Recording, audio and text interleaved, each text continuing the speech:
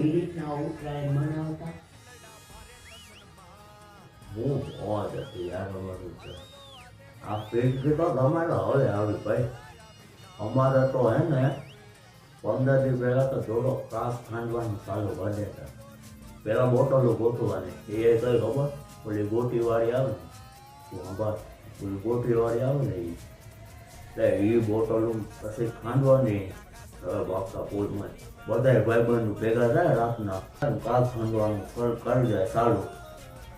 પછી ઉત્તરાયણના 2 દીવા હોય ને એટલે પછી અમે બધા હે ને દોરો પાવાનું કર્યા ચાલુ. હવામાં બધા ભાઈબંધો ભેગા થઈ જાય પછી આખો દોરો પાડી. એ પછી 1-2 જણાનું ન હોય પતરી તો 10-15 જણાના ભેળા હોય. એ હોય એવડા ભેળા હોય તમને ખબર.